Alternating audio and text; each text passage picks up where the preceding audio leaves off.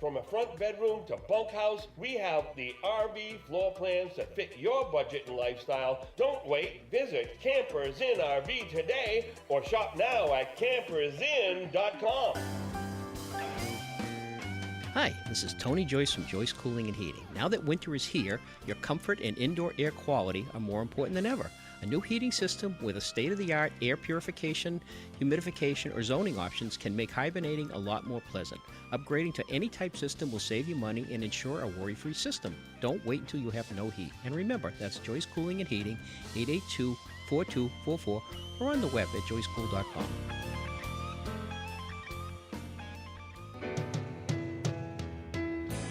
Hi, I'm Lisa Law, New Hampshire Justice of the Peace. I've seen firsthand the stress and expense of large weddings. That's why I opened the Lawfully Yours Wedding Chapel in Nashua, where I host heartfelt and memorable small weddings, elopements, and vow renewals. Before you give up and elope to City Hall, come see the chapel. Let's make your wedding dreams come true. Visit lawfullyoursweddingchapel.com to learn more and schedule a tour. The views and opinions of the following show do not reflect those of WSMN, its owners, and/or associates. Lisa and Robin are two fun friends diving deep into conversations where nothing is taboo. They believe in eating dessert before dinner and wearing the bikini. They're allergic to labels, authority, and cheap shoes. Currently, they're launching themselves through life being the good time, bold enough to take risks and inquisitively asking, what's next? They hail from New Hampshire, but they could be anywhere dressed in cute clothes. If they had to share a tombstone, it would read, "Curiosity killed these cats." Your hosts, Lisa and Robin on the mic. Welcome to Lisa and Robin on the mic. You are listening on WSMN 1590 AM, 95.3 FM. You can watch, stream, and listen on WSMN.live as well as YouTube. And we are up on Spotify. Welcome to another funky Thursday of Bad Hair Day. This is Bad Hair Day Thursday in New England. I know. I got away with a long skirt. Like, I tried on a bunch of different dresses today, and I'm like, well, I don't know what the day is going to bring. But I'm like, all right, I'm tired of wearing jeans. I'm tired of wearing jeans. I'm tired of wearing sweaters. And I see all of my outfits. Cute outfits. I'm like, oh, just this weather. I'm like, I don't want to fix my hair. I don't want to dress up. I can't wear my cute shoes. Yeah, I know. Blech. I know.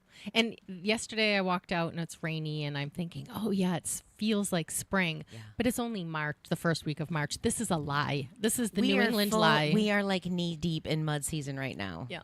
But it might be cold. We're supposed to get snow up north tomorrow. Yeah. So the guys snowmobiling would be good. We should ski. I'd love to go skiing this weekend. Pat's Peak? Yeah. Ooh, let's do it. Let's do some nighttime skiing. Yes. All right. I think it's less crowded. I think it's less crowded at night. I think so too.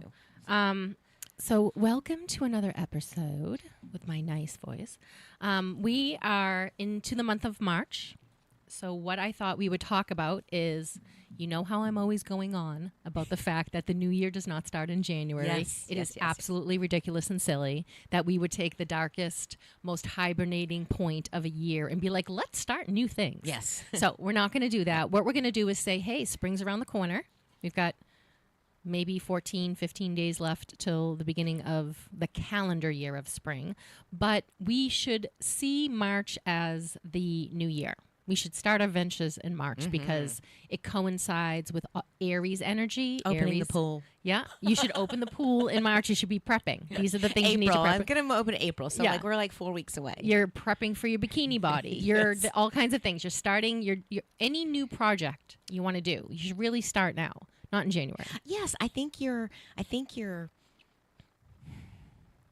inner self is waking up. I think, who you are. We kind of, like, I like to use winter for hibernation. Like, we're in our respite. We're in our, reset, rejuvenate. But then the weather starts changing and you're like starting to want to get out and want to move around more. You want to be outside more. And you've had enough of being inside. Yes. You're starting to be like, if I look at these four walls again, you're going to have to put a straitjacket on me. Yes. I painted my bathroom and my kitchen because of it. Yeah, you renovated a whole bathroom over it. Yes. What are you doing? I'm bored.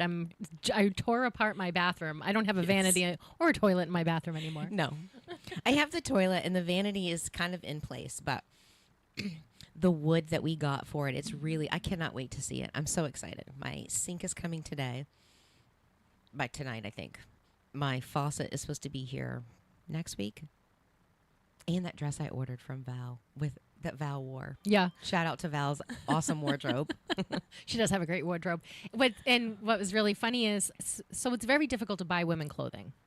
Except if you can buy women clothing, it's really easy. So I can somehow just see something and know it looks amazing on her. Yes. And so I've bought her a number of things, and she wore them while we were on our trip together. But I forgot that I purchased them because it's been like 3 years ago or 5 years ago or whatever. And I said, wow, I really like that dress. And she's like, you do? And I was like, yeah. She goes, because you bought it for me. I'm like, oh, good. Oh, good. Because I did a great job. This looks fantastic on you. It is beautiful. And then the boys had bathing suits on. And I was like, I really like these. Like, did I buy these too? And she's like, you did. I'm like, wow, I have really good taste. I love when I'm going through my closet and I was like, wait, where did that come from? Did magic fairies just dropping great clothes? Like, no. Like, I'm sure I got that somewhere. It was like this little pea coat jacket that I got. And I'm like, I just need a small, light jacket, black jacket. I don't want the trench coat. Like, I don't want the long coat. I just want a short one. And I look in and like, there it is. And I'm like, wow, I surprised myself. Yeah. Manifesting stuff just inside her closet. Well, sometimes I do get a little bit like, oh. You always see the same things when you're looking in, but then you got to dig through, and I'm like, I just don't want to do the energy. I don't have the energy to do it. Do you spring clean? No. Okay. My closet? Mm-hmm. Every once in a while, like I will organize, but most of the time I get to the point where I don't want to throw anything out, so I just move it to the guest bedroom closet, and I've put a couple of things in there in the drawers. We're doing a clothing swap on March 15th. Where? It's one of my girlfriends that I hike with. She sent me the invitation, so I'll send it to you too. I've never done a clothing swap, so I don't know what happens if people like your clothing but you don't acquire any other clothing. Right. What if you can't wear theirs? Right. Do they have like people that are they inviting people that are like size specific? Or? I don't know. I don't know. I've never done this before, so stay tuned. We'll tell you how the clothing that should be fun because it's new to you. You can be sick of something, but you know it's of good quality, and you've only worn it 3 times. It's why and I love it costs a lot of consignment money. shops. Yeah, because you can find some really good deals. And down in I want to say Newton. It's not where? Where to Rob and Val in that on that Andover? Yes, in North Andover. There's some really cute. I went in and I was like, oh, this is a great little shop. I found this dress. I looked at it. It's $1,200 at a consignment shop. Wow. It's Versace. So I was like, ooh. What did this dress cost originally? I don't know. But geez, I'm like, yeah, that's probably going to be there for a minute. Yeah. $1,200. Yeah. But I do like finding good deals at consignment shops. So we are talking about new things. We started a vision board. Well, Robin had done a vision board. Is this your first one? Oh, I meant to bring it. Yes. Do you have a picture of it? We can post the picture after. I do think I have a picture of it. I know what's on it. I was going to say, I think you sent me a picture. Or I took a picture too. So when did you do that vision board? I actually did it a couple of months ago. Okay. Maybe like late last year. Okay. Because Chris was doing that thing for the little networking group that was coming to our house. And that was one of their things, create a vision board. And I think I'm the only one that did it. Really? Interesting. I think Gail did hers too. Okay. So creating a vision board sounds like something, I don't know, it seems like a 90s thing. Like it was a big thing for a while, then it fell off. Then The Secret, the movie or the book The Secret came out, and then vision boards became a thing again, and then they fell out of fashion. So we have a woman who's helped us with our vision board, and we were talking about how if you're trying to bring more things in your life, what you're doing is you're taking an image or words that make you think of it, and it allows your subconscious to figure out the how in the background. Yes. You're not trying to figure out how to accomplish these things. You're just saying, what do I want my life to look like? And if you think of your life as a scrapbook or a photo album that you would be flipping through, what would you want? And I always sort of had that idea about my photo albums because I was always a photographer. I loved photographs. But what do I want in my photograph? Like, that's how I thought as a child. I want pictures of me on a camel in front of the Sphinx. I want, like, there's certain things that have to be in front of my first home. You see the picture in your mind. And that was the photographer piece of me. But I guess that's a form of vision boarding. Like, what do you want your life to look like when you look back a year from now? Well, I think that is what, and I think the vision board is actually like the physical piece of taking what's inside of your head and putting it so you can visually see it. So I think it does it twice. And I think I think Oprah, weren't you telling me that Oprah said that she no longer needs to do her vision boards anymore because she has gotten so good at it? Yeah, so she said she's so amazing at manifesting that she doesn't have to do the board anymore. And she said if you want to know the trick to manifesting, you need to feel like it's already happened. Yes. So if you want to make more money, you have to feel like you have enough money. Yes. If you want to get a new job, you have to feel like you're in a position that your job would make you feel like, whether that makes you feel like you're in a career that you really like or that you're leading a group of people or whatever. You're supposed to feel as if you're already. And Wayne Dyer talks about that too. And, it's already as if, pretend. That's part of the fake it until you make it. But then we came up with the imposter syndrome word, and then everyone felt bad about faking it until you make it. But we're all in the practice of life. Yes. So we're all faking something at some point. Think about when you don't feel good and someone asks you, how are you doing today? And you say, good, how are you? You faked that. Yes. You didn't have to melt down and have an episode. My back is hurting. I didn't eat. I'm a little bit dehydrated, I have a headache. I punched somebody at Walmart yesterday. Like, it's not a big deal. Yeah, you don't need to do all of that. Kids are fussy and cats are whining, all that. You don't need to go through all of that. Yeah, and that's perfectly fine. But I think the biggest resistance in manifesting and doing your vision boards and things, you get attached to the how it's going to happen and when it's going to happen. If you just believe that it's going to happen, believe that you are worthy of it, believe that you deserve it. And if you think about it also as like, this is how I want my life to look. And so part of I was cutting out pictures of flowers and whatnot. Now, that's not a vision board thing. I do have a garden at my house. I always have flowers in my house. But it was the act of beauty. I want a beautiful life. Yes. So I wanted flowers represented in there because flowers have been so... But that is a part of you. And it's not saying that you want to attract something different. You just want to keep attracting these things. You recognize the beauty in it. Yes, I want to be surrounded by beautiful things. So, I did it years ago. Like, I didn't even know that I was doing it. But one of the examples that, going back in... thinking about today, we took our kids to Disney when they were 5. Their grandparents, paid for everybody for the passes and all that stuff. So we had to pay for our food and our hotel. They paid for the flights and all that other stuff.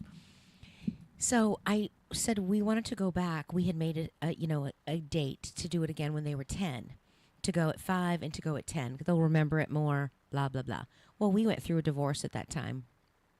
And literally, I wasn't working. I hadn't worked for 8 years. I had just started working part-time. I had just bought a house. So everything was financially tight. I have no idea how it's going to happen. And they're like, are we going to go to Disney? This is the year we're going to go to Disney. And I'm like, yeah, we're going to figure it out. It's going to figure it out. Well, my mom took me to Disney when I was 5, and she's just not her thing. And, my stepdad, he doesn't ride roller coasters and doesn't do anything. He might be interested in Epcot, but other than that, they're just, no. Right. This is not their idea of fun. That's not their thing. But she's like, hey, we got some tickets. Let's go. We're going to go to Sarasota. We're going to stay at, it's after Sarasota Springs or something like that. It's a big resort in New York or something. It's like a... Sarasota Springs in New York? It's like a... Oh, it's Sarasota, the town. They have the horse races there. Yes. So it's all fashioned after that. I don't know how it happened. It just worked out. Like, I never put it out there to my mom or anything. And she's like, let's do it. And we ended up doing it. And I'm like, I just figured, like, we'll figure it out. Maybe if it's not. And I'd already made it concessions in my head. Well, if it doesn't work out at 10, then maybe we'll figure it out. We'll figure this out. Right. But it happened. Yeah. And I think there's a lot of things like that. If we actually just pause and take things back, like, I think all of us could say at a point in our time where we actually drew something to us that we wanted. Mm-hmm. That you just believe with that determination. And I think that actually is kind of what faith is all about. And I know so the word faith is trust. And when you grow up a specific way that you don't have a lot of trust, Yes. I think that idea is very difficult. Yes. And even the idea of faith that it will all work out.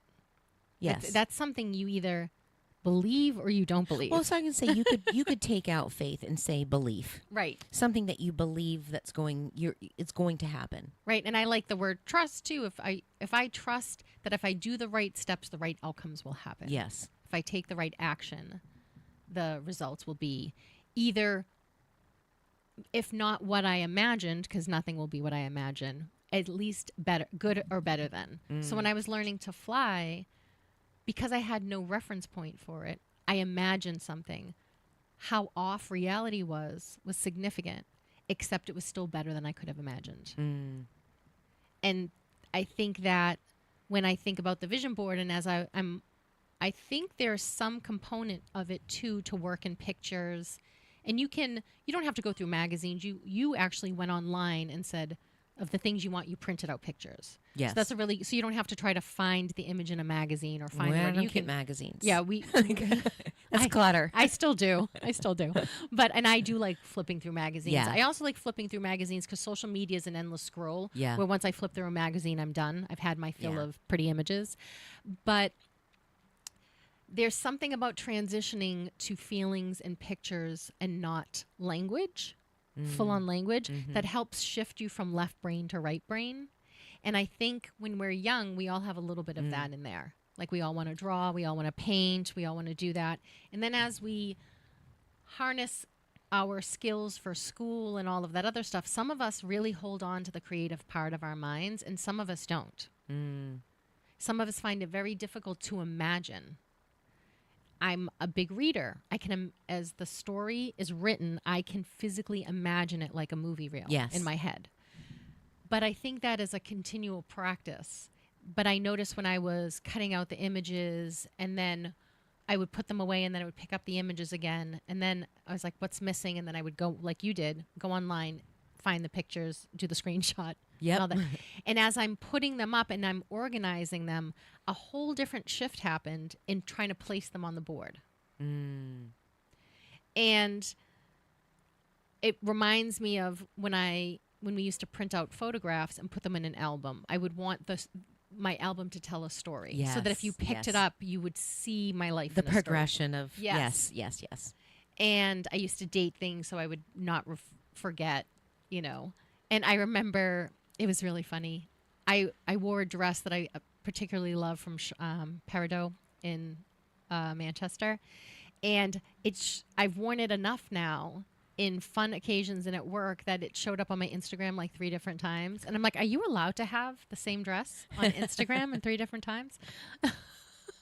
But in my photographs, it was something I noticed, like, oh yeah, like I wore that dress. That dress has had more travel time. That dress has been on a plane to Florida. That dress was on a plane to Montreal. That dress was on a plane to the Caribbean. That dress was on. That dress went out and had a good time. Stories of the traveling. What is it? The traveling pants. The traveling pants. So sisterhood. The other thing I wanted to talk about was this is spring energy. This is a good time. It coincides with growth and beginnings. It's a great time. I also wanted to talk about this idea that there were 12. We should do things on lunar cycles. So if you're a gardener and you like planting, you actually do things in accordance with the lunar cycles. And it is a science all on its own. It's like the Farmer's Almanac. Yes. So I got a book called Musing with the Moon, Spark Your Creativity and Self-Reflection with the Help of the Lunar Cycles. And what it talks about is that there are 8 cycles to a moon, and you do different things at each stage. So you can call into something new into your life every month based on the lunar cycle. So, oops, sorry guys. I keep hitting this. Sounds like guitar. Yeah. Bring, bring, bring. Sound effects. Bad harp. Lisa and Robin sound effects. We should have a whole segment of our sound effects. New moon, that's the time you reset and you clean your slate. Waxing crescent is when you refine and organize. Waxing half moon is when you take action and commit. Waxing gibbous is when you trust and you have resilience. The full moon is when you celebrate and you ask for forgiveness and you give forgiveness. That's the great time. If you've ever done therapy, they tell you to write out all your hateful crap from your heart on a piece of paper and set it on fire. Release. Release. Great time under a full moon. Waning gibbous, which is when you receive blessings and express gratitude. Waning half moon is when you breathe and you take care of yourself. This is when you're resting. This is the resting time period. And then there's waning crescent moon, which is time to reflect and restore so that you're ready to do the cycle again. And I think about this, and don't everyone get queasy, but I also think about this in women's menstruating cycles. If there's an idea now that you should be working out, you should be working, you should do everything around your cycle. And I wish someone had mentioned that so that I wasn't dragging myself through the worst times. Right. I wish someone had offered that out. I think it is a time for you to slow down and for your body to rest and rejuvenate. You know, it's working a lot. Like, you know, you are a human factory. Yes. And the things that have to get you there, and like going through infertility, you know, my biggest amazement was, how is it so easy for all these people to get pregnant so fast? On prom night, you know, in the back, of a car. in the back of a car, like all these things, when you really knows how your body has to be at a specific time for it to release the egg, for it to be fertile, and for the right environment. And then that's only the first of so many steps. Yes. It has to implant. It has to, there's so many different steps to getting from beginning to end. Yes. And we don't talk about it a lot, but miscarriages are a thing, and they're a very, almost like a dirty secret. People don't like to talk about it. I also think, having gone through miscarriages, that people don't want it to be on them. Right. They almost think of it like when someone dies and then no one wants to talk to them because they feel like, oh, like this is catchy. they might get it. I don't want to be in your orbit because the bad cloud is in your orbit. I think that way about miscarriages. Well, I had some friends like that were like that when I was going through infertility. Like, you know, don't get that on me. Yeah, yeah. And there's a little bit of, there's such a sadness.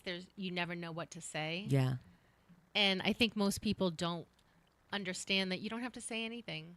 You can just, hey, I'm here for you, you know, and I can't imagine what you're going through. And I think that's where groups of people end up finding each other, and just at the right moment that you're dealing with that, and you can't rely on the people you normally rely on. You'll meet someone who's gone through the same exact thing, and you're instantaneously connected because you have the shared experience that you don't get to share with so many people. Yeah.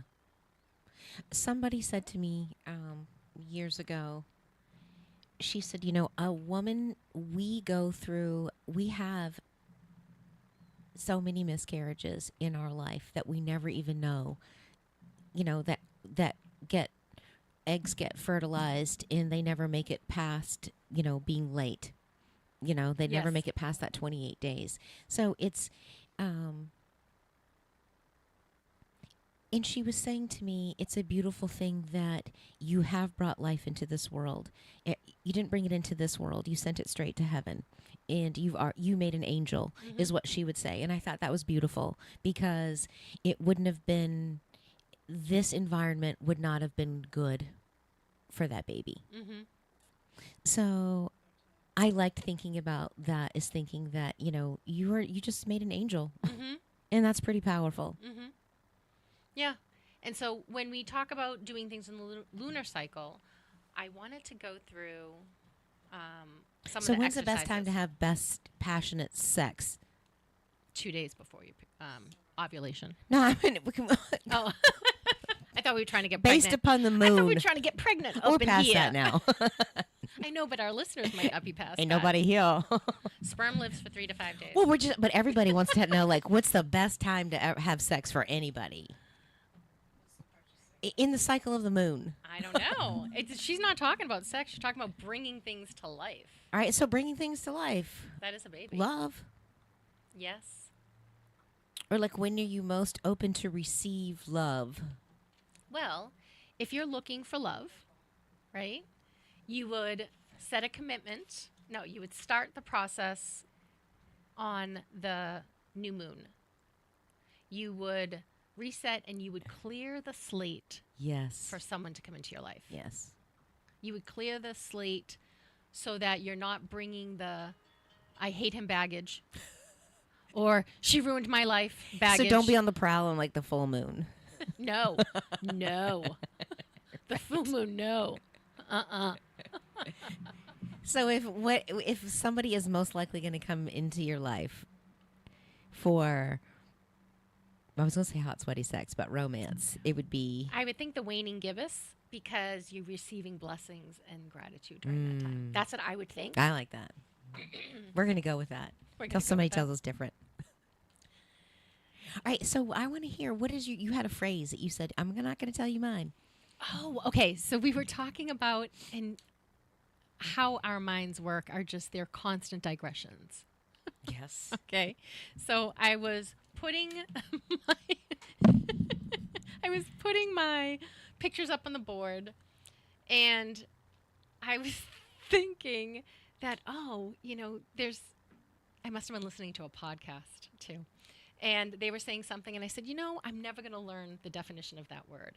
Whenever it comes up, I'm always like, how are they using it? Because they're not using it in my definition stage, and it's binary.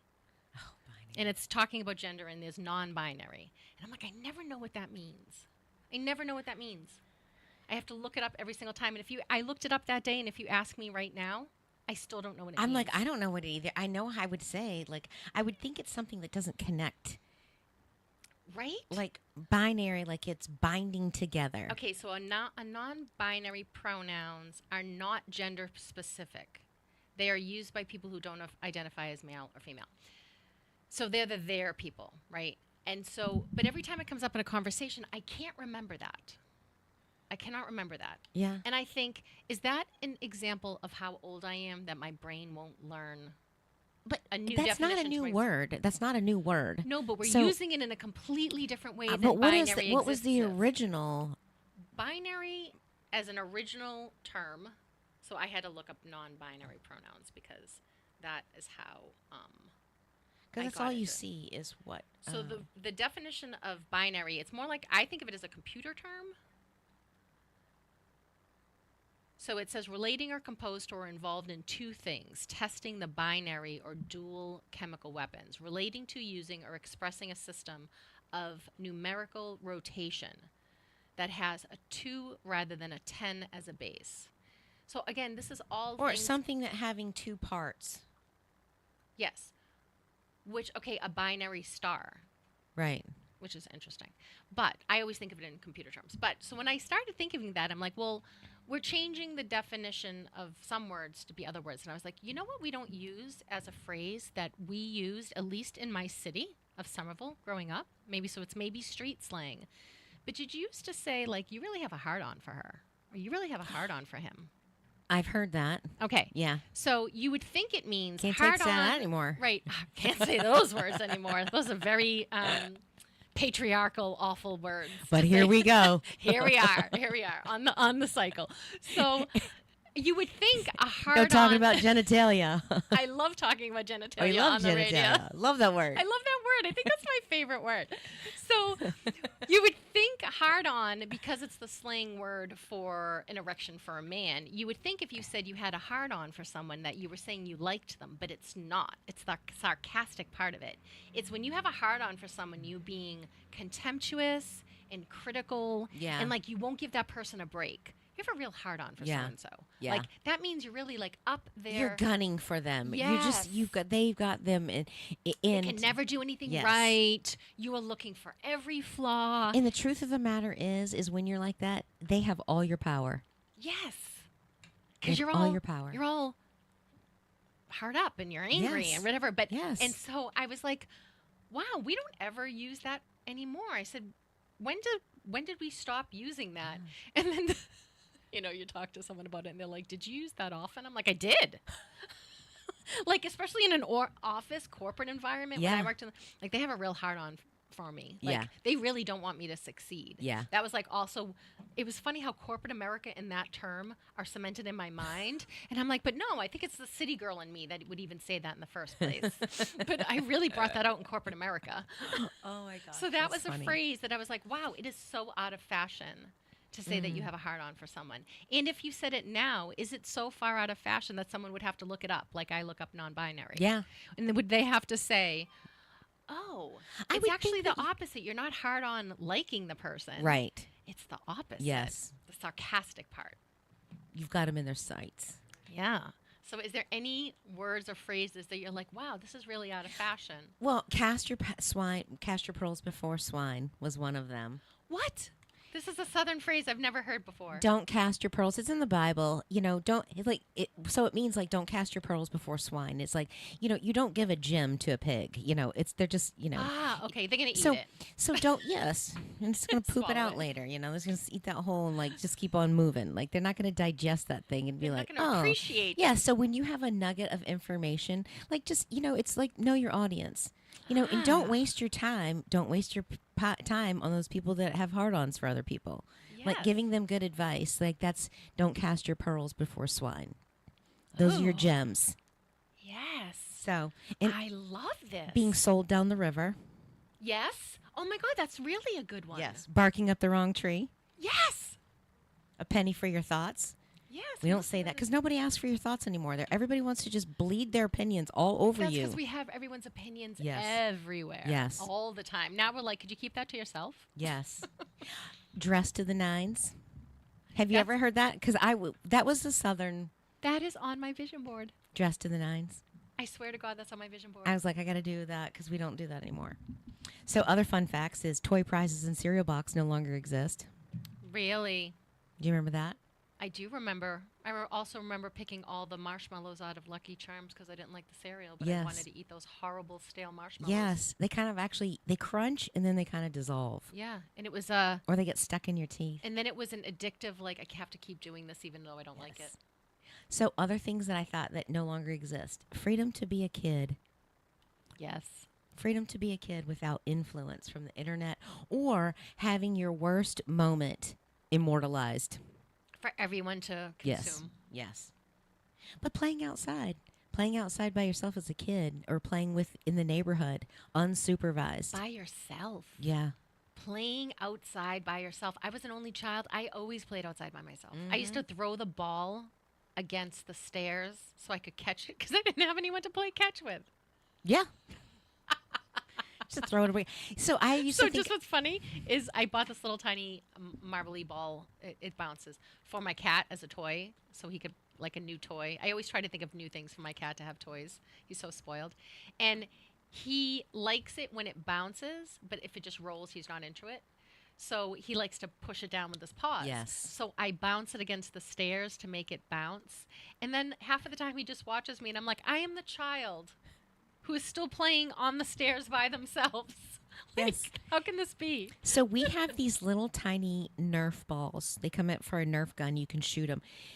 Milo loves for Jonah to fill the gun up and shoot them. So our vacuum cleaners always get stuck because there's little tiny yellow balls.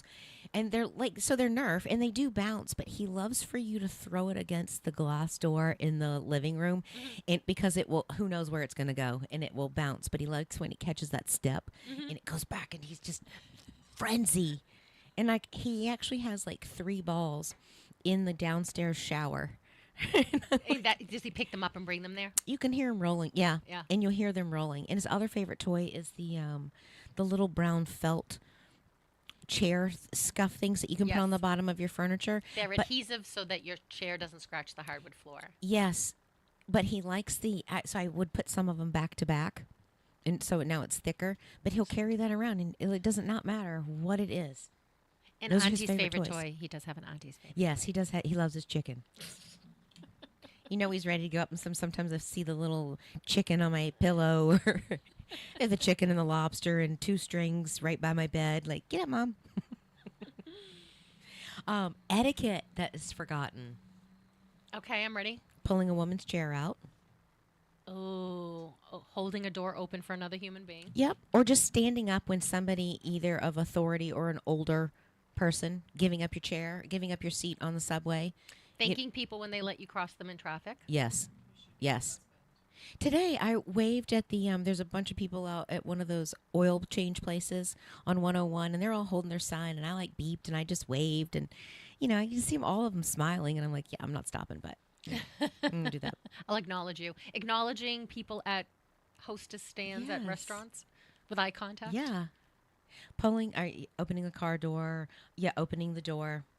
I think it's a way of showing respect.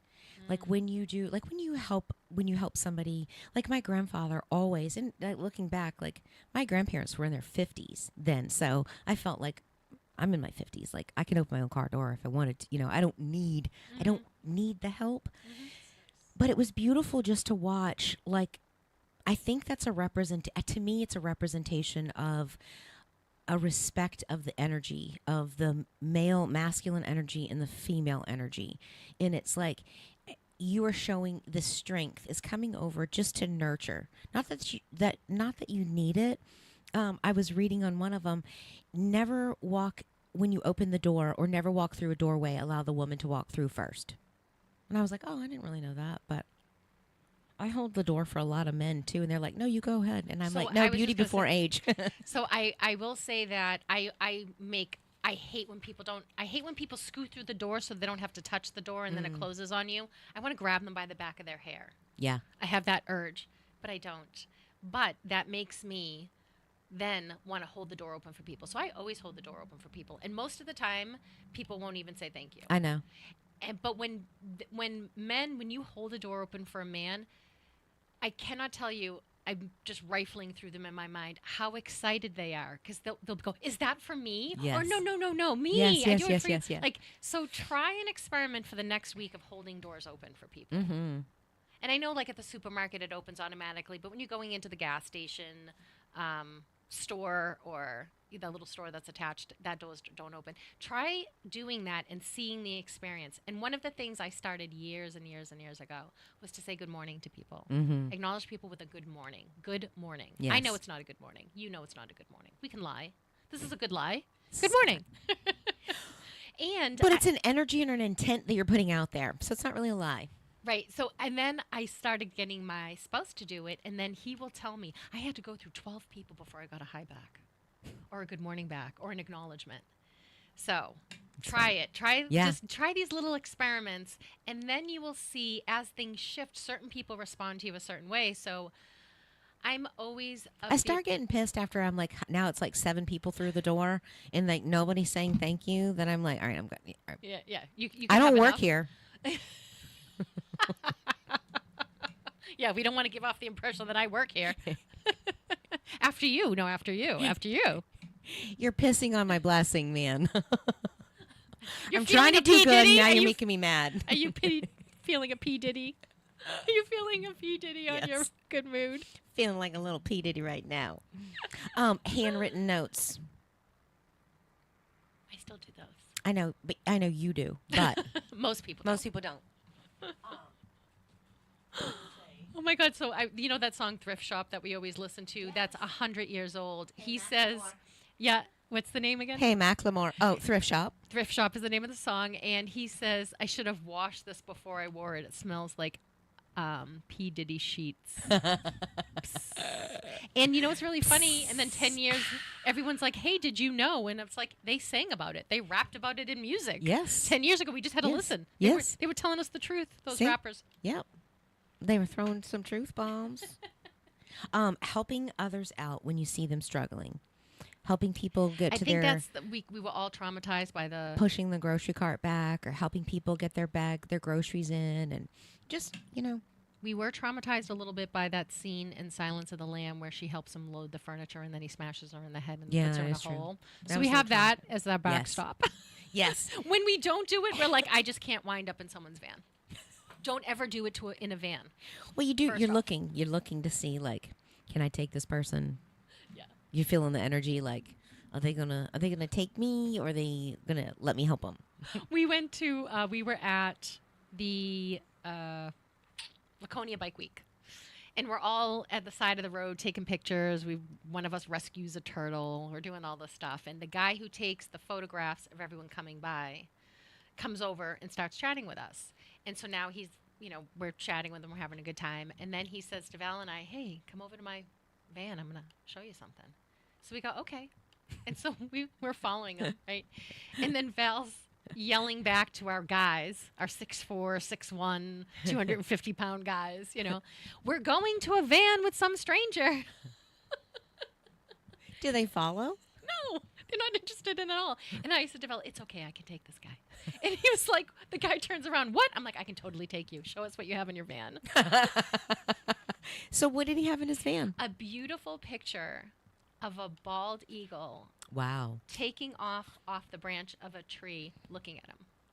Does he just carry it around in his van? Or So, yes. And I wanted to buy it from him. And does he lure women with that? He probably does. Come see my bird. Come He see my does. bald eagle. No, he said, do you want to see something cool?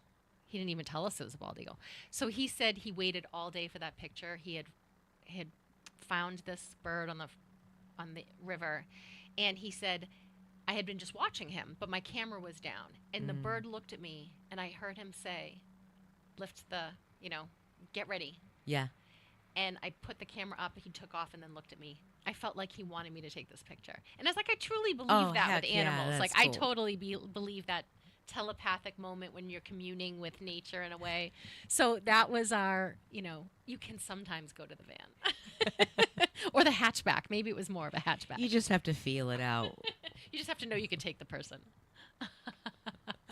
I heard a little knocking around in the tub this morning, and I'm like, what are you doing? We're going to show this picture to the... I don't know. You might have to turn the other one. Or if you scroll back one. Oh my his gosh, little head. I don't know. This might be too small for His them to little see. head. All right, so tell me some of the phrases we don't see anymore. Well, remembering the little things. Please, thank you, and may I. Asking permission. We have now become a society of it's better to ask for forgiveness than permission. We just assume or we take the right. So, one of the phrases, mind your own business.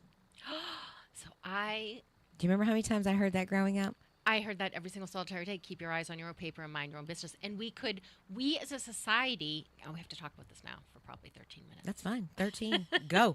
Go, That's how you Ted. go to the top Well, of we the only hour. have 10. Well, that one okay. says 10. This one says 13. This one's all messed up. We have no idea when we go to the top of the hour. Damn because it, George. Not one clock in the studio tells the same time. So, mind your own business. When we were growing up, anytime you were getting into something with somebody or starting a drama or looking at someone's whatever, the answer was always mind your own business. Yes. And it was good advice. It kept you... It's just the way it came across most times. Oh, yeah. Didn't sound... It was like, we're going to start a fight. Yeah. It is a definitely... it's... That is shots fired. One more thing out of your mouth and, Yes. Yes. we're going to start swinging. Especially when you've given some kind of advice and the answer is Yes. mind your own business. Yes. But we don't mind our own business because most of the business models are our attention. Think of all of social media. It is only a business because they have our attention. They don't want us to mind our own business. Right. They want me to watch where you went on vacation and scroll Right. through your photos. Right. We don't have the stay in your own Well, you're lane or putting mind your- your own business. But you're putting yourself out there by likes, by validation. validation and by comments. We're putting ourselves out there, and then you get offended when somebody comments on it. But it's actually, that's what the platform is built for. And You're sharing your business, so if you are sharing your business, then you're open to it. So Right. I feel like it's where, I feel like though it's more the day-to-day thing. It's just like it's just like, okay, example. When we're bowling, I'm not going to be a professional bowler. I probably never will. I enjoy it. I have fun doing it. And do I want to learn and get better? Yes. But I have a hard time walking with hot coffee. And Chris is like, hey, when we're at the beach or something, let's go grab our coffee and walk down by the beach. And I'm like, I can't enjoy both. I just don't, I can't wait, sip. And like, if I, walk and sip at the same time. You're going to dribble. Yes. And now I'm more focused on not spilling my coffee or holding my coffee cup than I am walking on the beach and seeing what there is to see. So no, I don't do that well. So needless to say, I don't walk and bowl at the same bowl. I walk up, I get my line, I get my focus, and I haven't done bad. I started doing horrible when everybody started giving me advice, and everybody, my whole family is like, and I know they're trying to be cheerleaders, but I'm already trying to figure out what's best for me in my head. You've got your game plan, you're prepping, and then somebody says, hey, now try walking. You could get so much more this way and so much more this way, and hold your ball this way. And literally putting my shoes on the last time we bowled, I haven't even got my ball out of my bag yet. I'm putting my shoes on, and Chris comes up and says, hey, are you going to try to do your 3 steps today? You're going to try to do this, and you should do this, and don't forget to do this, and don't forget to do this. And I'm like, I've already just spent 20 minutes riding over here trying to figure out how I'm going to do this and where my focus is going to be. And then the guy that's bowling beside me literally walks up to me while I'm walking up to the line to do my ball, and he's like, hey, I watched you last week, and you could do this and this, do this and this. And I was like, I literally walked away, and I'm like, I'm smiling, but I'm literally like, do I have please give me unsolicited advice on my forehead? I will say when that happens, I will often say, hey, you're not going to compete with the voices already in my head. That's a good way to say it. I have a lot of voices telling me what to do in here, and then you're throwing stuff on top, and it's like, like I can't even hear what you're saying. I'm trying to be polite, and I'm trying to listen and receive your information, and now I feel the pressure that you're standing there watching me. You're watching me try to do what you are doing. So I have this little book of, I don't know, it's like a poetry book. It's called Clarity and Connection by Young Pablo. And it says, getting unsolicited advice is one of the best tests and a great time to check in with yourself. Are they saying this for my benefit or their own? Does this advice connect with my intuition? Can I still treat them with patience and compassion, even if their advice felt unnecessary? Yes. So it's a test of us. See, I fail this test every time. I didn't poke anybody. But what I'm trying to do is I'm trying to be open, and I'm trying to now put down my thoughts, clear my thoughts, and listen and apply what this person is trying to tell me. And I feel like how many times would, how, if I were to do that to these people, if I were just to walk up to a random freaking stranger and say, oh, I think you're doing that wrong, literally while they're getting ready to bowl, I think it's rude, and I think it's inconsiderate, and I feel like people don't take for granted, like, mind your business. I didn't ask you to help me. Do I look like I'm a fish floundering out of water? Can I tell you something funny? Yes. At the supermarket, mostly Market Basket, I never not tell the baggers how to open the paper bag in the bag. I don't know what happened to the training for baggers. I went through the training when I was 15. So you put the paper inside plastic, and then you open it all the way. Then you add things. Yes. So many people try to fill the bag and then try to wrestle it into the ground. Into the plastic, yeah. And then what they do is they put it, but they don't open it all the way on the bottom. So there's all kinds of things. And I say, your life will be so much easier because I used to do your job. And 50% of the time they will do it and then be like, oh, yeah, that was easier. And then 50% of the time they look at me like, I don't care what you say. Right. I am putting your tomatoes underneath this 2-liter bottle. And you'll deal with that when you get home. I'm going to put all the cans on your eggs. I'm gonna take the most delicate thing that you have. I'm gonna put the heaviest thing that you bought, and those are gonna rumble around on a bag that's not flat, so it won't stand up in your car. Yeah. So what I realized was, yes, I had my own dialogue going in my head, and I'm like, hey, this is my next TED Talk. But that was me I didn't take it out. I have 10 TED Talks ready. I didn't take it out on anybody else, but I was just like, wow, where did we become such a world of we've got to tell everybody how to do their life? Just live your life. Live your life. If I want to suck at bowling, let me suck at bowling. Right. Am I having fun? Do I have a smile on my face? Then shut up. Right. That's how I feel. Right. But I didn't take it out, and I tried to incorporate what they were saying into, I was trying to take it in. So now I'm just get to share it with you guys. Yeah. So I feel that way about shooting. Yeah. So if you correct me too many times while I'm shooting, I go from hitting the target once every 3. Like, say you're hitting. This is especially for me. I can hit a paper target, no problem. Standing targets. It's the moving, so it's the skeet shooting. Part of it is I have a 20 gauge shotgun, which still almost feels too big. Like I wish there was a 24. Yeah. Or 26 or 28 or some other thing. And a guy will always tell me where to put it. Right. But it's like, I have a boob in that spot. Right. You don't have a boob, you have a chest. Totally. Well, they might different have thing. some man tatas. Not the ones I'm shooting with. Right. All jacked. And they're always like, do this. And it's like, I wish you could be 5'4" Yeah. with boobs in my body so that you could see how that is the That worst gun is like a advice. quarter of my body weight. It's as long as I am tall. And I got to lift it up. Right. And when shots fire, and that thing's going to reverberate, man. Like, I don't want to. That's soft tissue right there. And so It hurts. sometimes I have to think, like, if everyone will just stop talking. And for me, if I don't think, I shoot way better. Yeah. Shoot way, way better. Yeah. The minute my voice in my head starts going and your voice from the outside is Right. yammering in my ear, I am not hitting anything. Once I cleared my mechanism, once I did my little dialogue inside my head, and I was like, you know what? Just shut them all out. Just shut them out. They can say whatever they want, and you can do whatever you want. So then I stopped listening to them, and I think they kind of got the message. Like he was clapping for me. Start humming. But I got two strikes back to back, and then I got a spare. And I rolled my second game. I rolled the best game. I bowled the best game. I don't know if that's when no one gave me advice. I literally rolled like a 50 on my first one when I was so full of advice. Like, I'm not a good bowler. And I think I got like a 92. But also at 52, how many times? I mean, your Right. bowling days are behind you. I used to bowl in 7th Right. grade like a fiend. I bowl once a year or I'm something not doing now. this for me. I'm doing it for like a family night out. The Yeah. guys want to do it in the wintertime. You Yeah. know, it's something Chris wanted to sign us up for.